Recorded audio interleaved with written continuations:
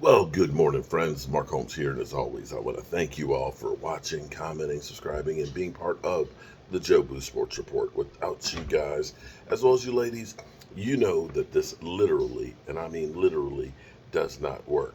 So we are here actually down in the country. I'm working on the red brick house. To care of some of the brick foundation, ordering materials, because next week we're going to take down the kitchen roof and wall and rebuild that. So I'm getting excited about that because I need to actually have a studio down here by the time the season comes through. So that way we can take care of watching everything that is the Dallas Cowboys. In the meantime, some news today that's actually very, very important to the NFL, especially to the Washington Commanders away. Roger Goodell will be downtown in D.C. at the Capitol, having prepared remarks about the Washington Commanders' workplace culture. Just like Dan Snyder has turned down the invitation to talk about the problems with his team, not once, but now twice. And I'm not sure that Roger Goodell is going to be happy about taking the bullet for the NFL for Dan Snyder on his own. That's one of those ones that I believe the end may be nearer than we think for Dan Snyder as far as the owner of the Washington football team. If there was ever a case for the NFL to try and get rid of an owner, I think Dan Snyder and all of the stuff that's gone on and transpired with them over the last few years has come to light is more than likely kind of headed in that direction. Um, yeah, it's just been bad. Not that I could say that things are great with the Dallas Cowboys as far as winning, but we don't seem to have as many issues. Now, we do have, the Rich Dalrymple situation and all that, but, that was just one. Washington's got more than I've got fingers here. Seriously, I've got 10, well, actually, 8 fingers and 2 thumbs. They've got lots of issues there. Also, yesterday, Gronkowski retired for the second time, and hopefully this will be for the last time because I really hope that Tampa Bay does not have the Gronk. The Gronk has been a monster at tight end and makes you realize how important the tight end position actually is. And I'm hoping that the Cowboys use more 12 personnel because when you think about what New England was able to do with 12 personnel, oh my God, it opens up so many options and things that you can do when you have a great blocking, catching tight end. It definitely puts the onus on the defense to cover more stuff because there's so many things that you can do out of it. But the interesting thing, the story is, of course, this is the NFL silly season, in which case we have the 5 weeks before training camp where you're holding your breath to see who's going to be the first player that does something stupid and gets in trouble with the NFL.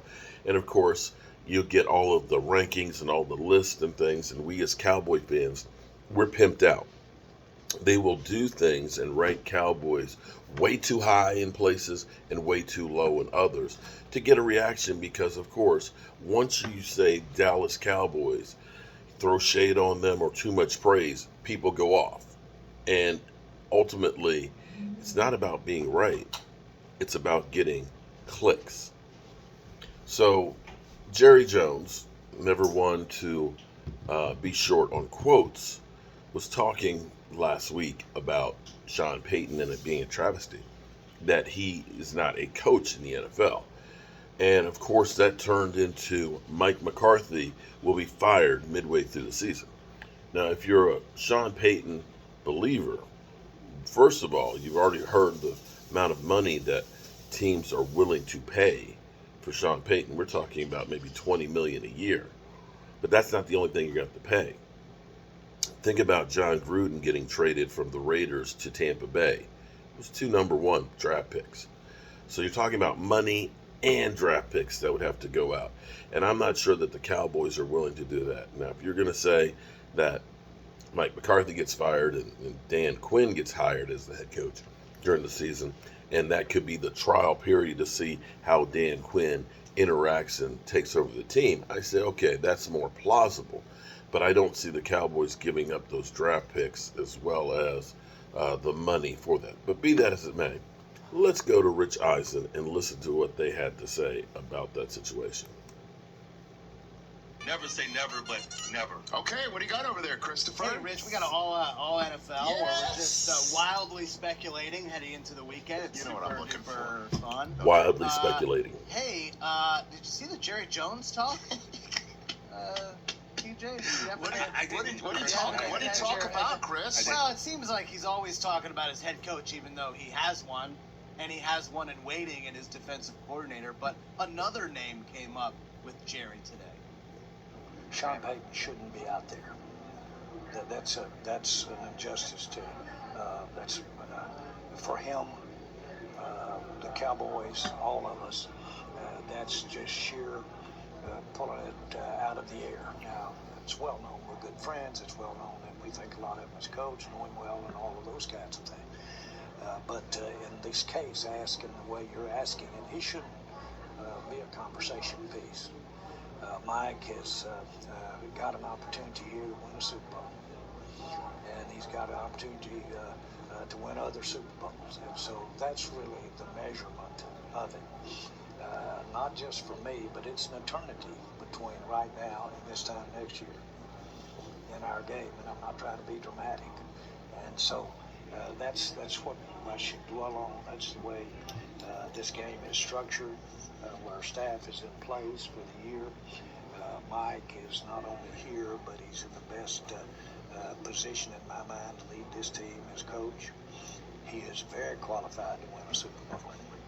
And I will tell you, he has the kind of qualities in a person and individually that I really want to work with. And I know his players feel the very same way, and his coaching staff feels the same way. So I feel good about Mike, and it shouldn't be a part of a conversation right now as to where Mike is relative to Rope or where he is relative to Sean Payton. That shouldn't be there. I don't have that there any place in my mind. A full-throated vote of confidence. Wow. All right, where are you going with the Hey what's guys. more likely? Hey guys, Here we what's go. more likely? The Cowboys make the Super Bowl this year, or Sean Payton is Dallas's head coach in 2023. By the way, I wrote this before I heard the sound. It's Sean Payton's Wow. head coach in 2023. That is what is more likely. I think Sean's one and done at Fox. I think the Saints know it. I think everybody believes that the Miami Dolphins are ready to go in that direction based on all the reporting from Florio to Breer to reports out of South Florida. I think he's going to be great on television. I think Sean Payton will be recharged, and the question is where is he going? And that's more likely than the Cowboys winning it all this year. As you know, TJ, I've talked myself into saying the Cowboys have taken a step back, and that the Eagles, I'm talking myself into the Eagles winning that division. Eagles love. So that's the way we kick off what's more likely. What else you got over there, Chris? Hey, we heard what Tyreek Hill had to say about the Chiefs and how. All right. Which is more likely? Cowboys win the Super Bowl, or Sean Payton is coaching the Cowboys? I don't think that one's going to happen. You know, it's interesting how Cowboys are always the talk of everybody. You know, and here it is. We know that the Miami Dolphins were willing to pay $20 million for Sean Payton. So we know that the Miami Dolphins are interested in getting Sean Payton. The Cowboys have Mike McCarthy currently, and Dan Quinn, who they already deemed as a guy who is the number 2 defensive play caller, a guy who took no names and turned the defense around into, 8th-rate scoring defense. Took rookie Micah Parsons and made him into Rookie of the Year, who got MVP votes. Took a second-year cornerback and had him intercept more passes than anyone in the century.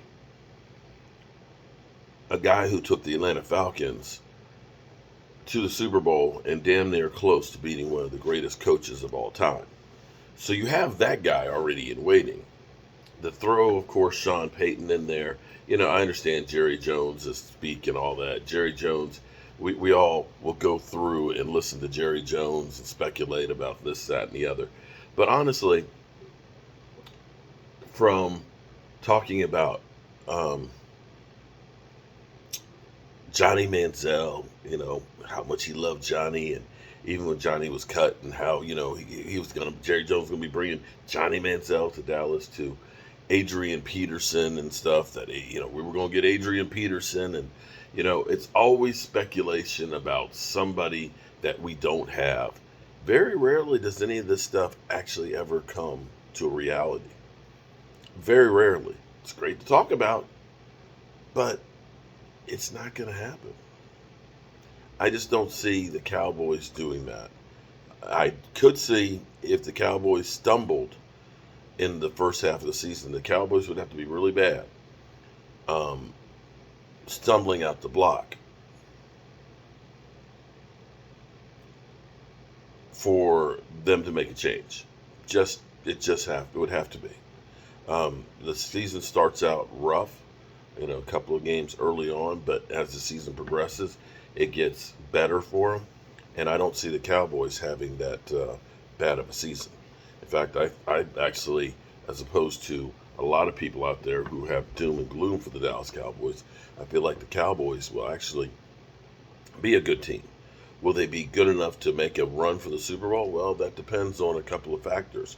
One being how these young guys get into the groove. If a guy like Sam Williams comes out and plays better than Randy Gregory with less penalties, then all of a sudden your defense is even better.